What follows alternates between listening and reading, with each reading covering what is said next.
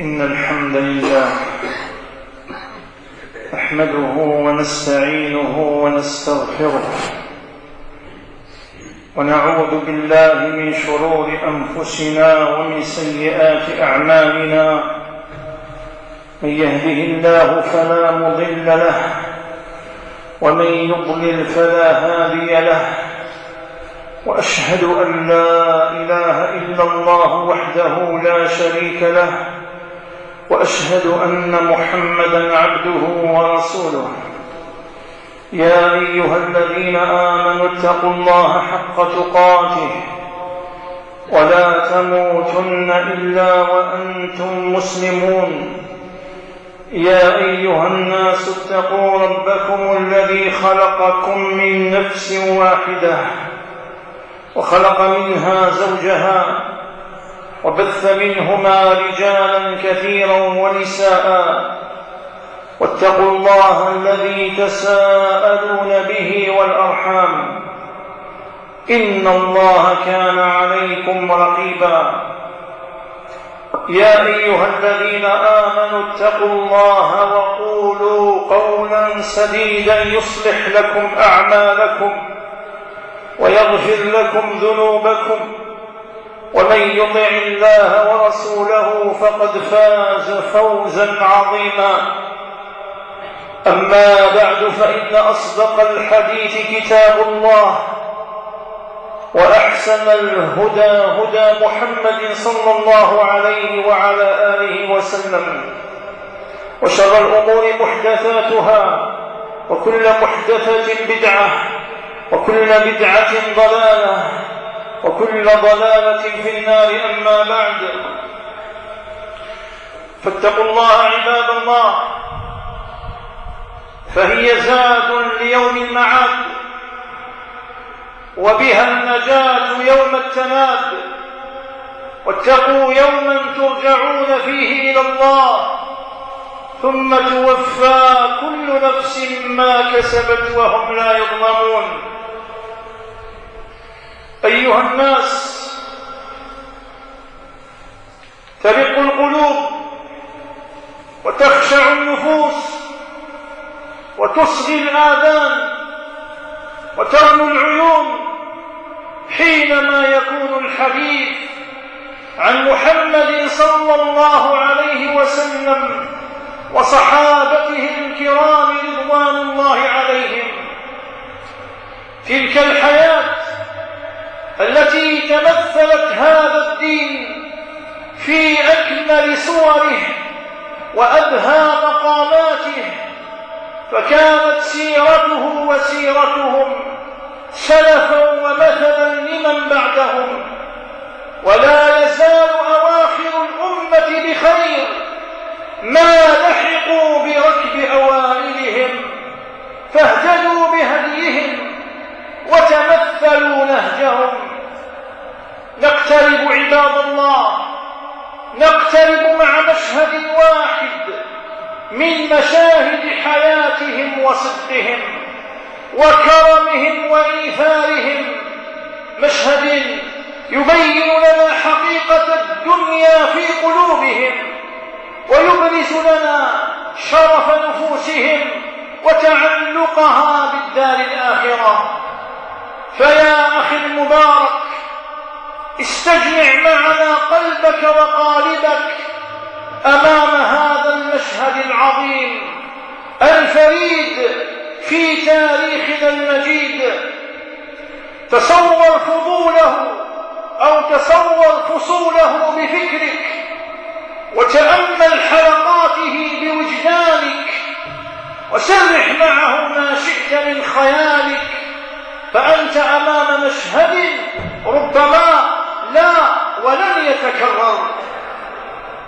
ها هو رجل من صحابة رسول الله صلى الله عليه وسلم يمشي الهوينا، أي يمشي بسكينة ووقار، قد على وجهه شحوب الجوع وقطرة الإعياء تجره رجلاه نحو الرحمة المهداة، ومن فاضت بالعطايا يمناه، حتى وقف بين يدي الله عليه وسلم فقال: يا رسول الله، إني مجهود، فما كان من الرؤوف الرحيم إلا أن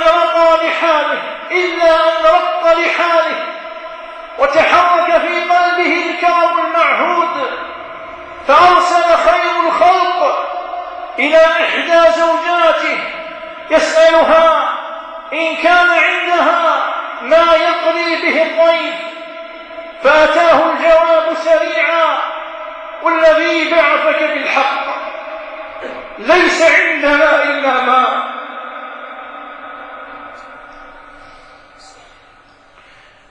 والذي بعثك بالحق ليس عندنا إلا ماء.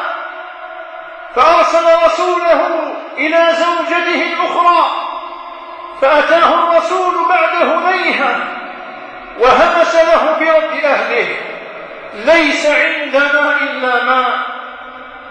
فأرسل النبي صلى الله عليه وسلم رسوله مرة ثالثة ورابعة وخامسة، في كل مرة يعود الرسول بجواب أهله: والذي بعثك بالحق ليس عندي إلا ماء.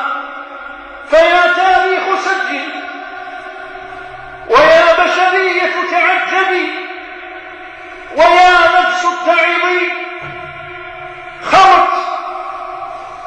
خرت بيوت خير الخلق وأشرف الخلق من أدنى أصحاب القوت.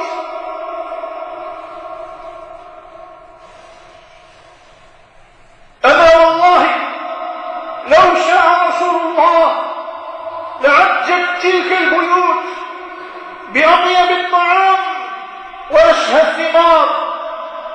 أما والله لو شاء رسول الله لطوص مساكنه بحلل الفضة ودلل الذهب. أما قال له ربه: تبارك الذي إن شاء جعل لك خيرا من ذلك جنات تجري من تحتها الأنهار ويجعل لك قصورا. فما خيره ربه بين دنياه وما عند الله، فاختار ما عند الله.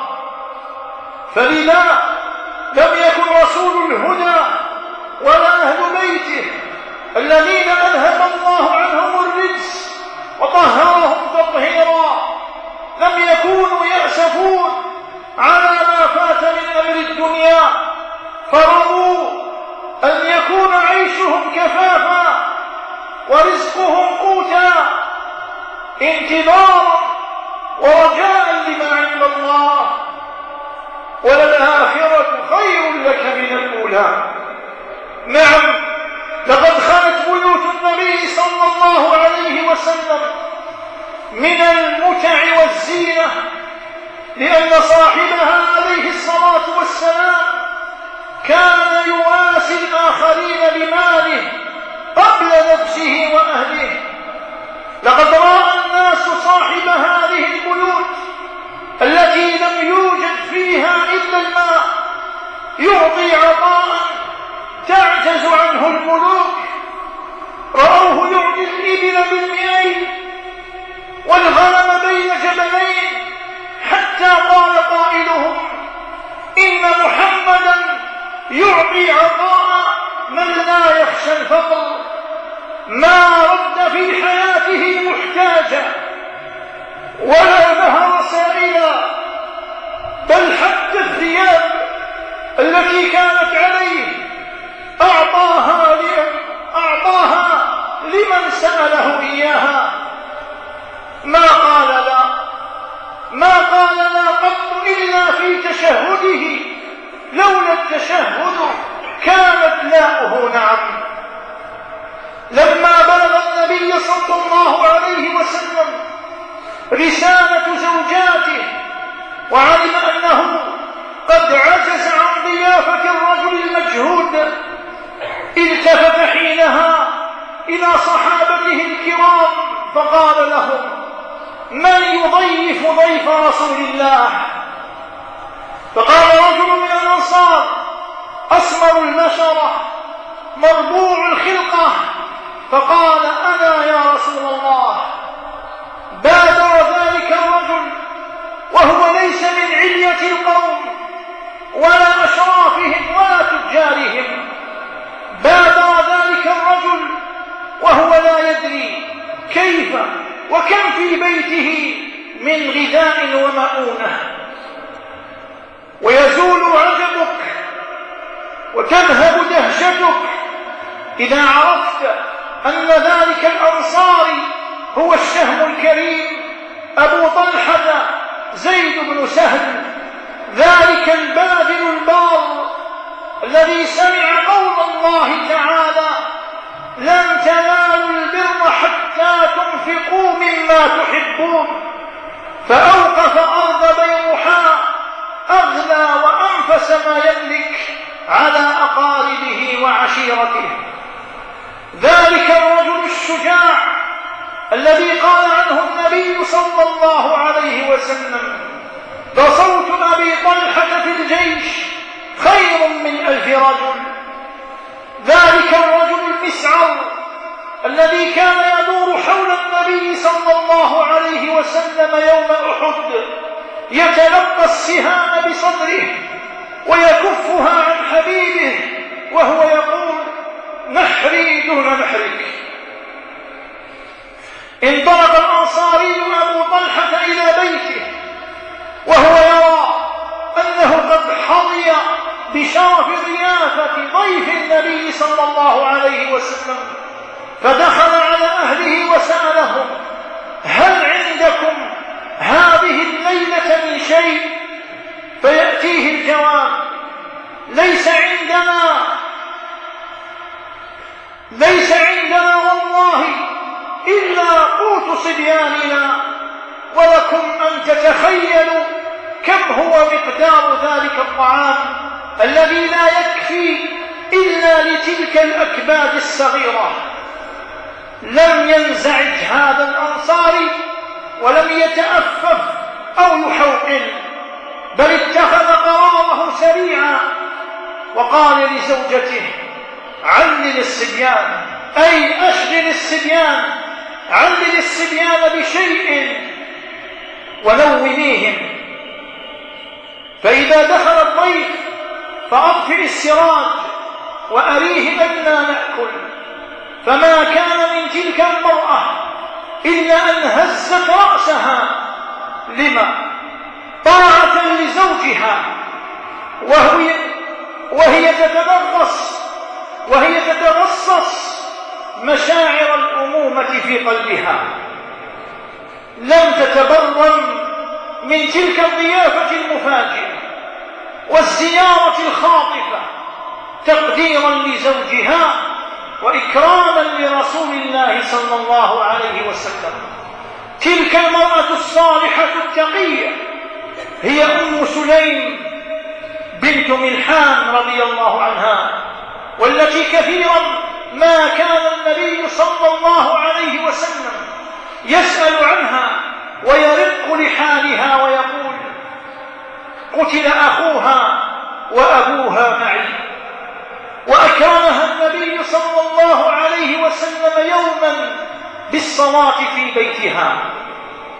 نومت أم سليم صبيانها على جوعهم، وأصلحت طعامها، وأوقدت سراجها، ودخل الضيف بيت الأنصار فقدم إليه عشاء الصبية المتواضع القليل، وقامت أم سليم إلى السراج كأنها تصلحه فأطفأته حتى عم الظلام، وجعل الزوجان الأنصاريان يتصنعان مضغ الطعام والأكل مع الضيف، حتى أتى الضيف على طعامهم كله، ولم يشعر أن أهل البيت لم يأكلوا منه شيئا. ومرت تلك الليلة على الضيف هادئة رخية، وبات عند الأنصار في بيته براحة وهناء. أما أبو طلحة وزوجته وصبيانه فقد ناموا، ولكن بعد أن طوى الجوع أكباده، وانتهت تلك الليلة بضيافتها المتواضعة. ولكن هل انتهت حلقات ذلك المشهد؟ هل طوت القصة صفحاتها؟ كلا كلا، لقد عجب رب الأرض والسماء، الملك الواحد الرزاق العظيم، من صنيع ذلك الرجل الكريم. فانشقت السماء ونزل الروح الأمين على قلب سيد المرسلين بقول رب العالمين: ويؤثرون على أنفسهم ولو كان بهم خصاصة ومن يوق شح نفسه فأولئك هم المفلحون. أشرقت الشمس شعاعها وأنار في الأفق ضياؤها، فغدا أبو طلحة إلى مجلس رسول الله صلى الله عليه وسلم في مسجده، فرأى أسارير الوجه النبوي الكريم قد استنارت كأنه قطعة قمر، فهش له النبي صلى الله عليه وسلم وقال له مبشرا ومثنيا: لقد ضحك الله أو عجب الله من فعالكما بضيفكما، فأنزل علي الليلة: ويؤثرون على أنفسهم ولو كان بهم خصاصة ومن يوق شح نفسه فأولئك هم المفلحون. لم يتمالك أبو طلحة نفسه من الفرح حين سمع تلك البشارة من فم النبي صلى الله عليه وسلم، فأسرع خطاه نحو بيته الذي بات جائعا ليثلج صدر زوجته ويقر عينها بأن الله تعالى قد أنزل في شأنهما قرآنا يتلى إلى قيام الساعة. ولكأني بهما والله أن يتمنيا أن يبيتا جائعين ليالي وأياما عدة لينالا بعدها ذاك الشرف وذاك اللسان. وظل أبو طلحة الأنصاري بصدقه وصدقته وإيثاره البالغ قريبا من قلب النبي صلى الله عليه وسلم، فكان النبي عليه الصلاة والسلام يعرف لأبي طلحة فضله وكرمه ومعروفه، حتى إذا كانت حجة الوداع ازدحم الناس حول النبي صلى الله عليه وسلم بمنى وهو يحلق رأسه، كل يرجو أن ينال من بركة شعراته.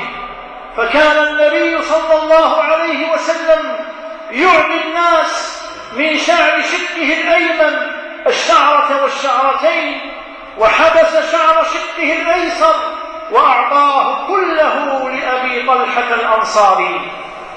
تلك عباد الله صفحة بيضاء ومشهد مذكور وموقف سطره القرآن لا يسع النفس إلا أن تقف أمامه خاشعة مترضية عن الصحابة الكرام وسادة الأمة الأعلام.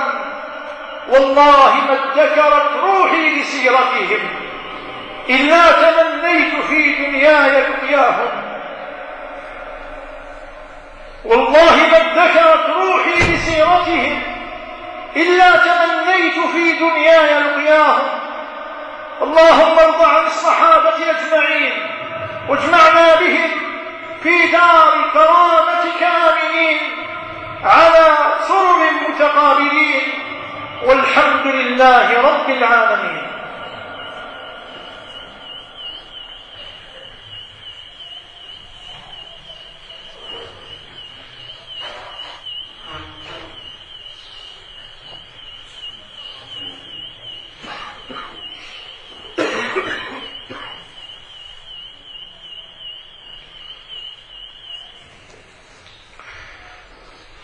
الحمد لله رب العالمين، والعاقبة للمتقين ولا عدوان إلا على الظالمين، وأشهد أن لا إله إلا الله ولي الصالحين، وأشهد أن محمدا عبده ورسوله خاتم الأنبياء والمرسلين. أما بعد، فيا معاشر المسلمين، علمتنا هذه القصة دروسا وفوائد عدة.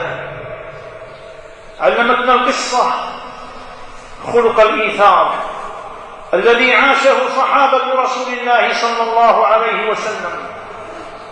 الإيثار أن تترك ما تحتاج إليه لمن يحتاج إليه.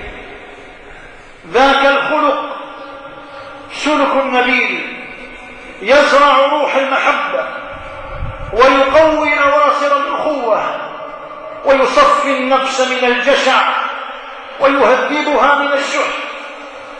خلق يقل وجوده في عالمنا، عالم الماديات.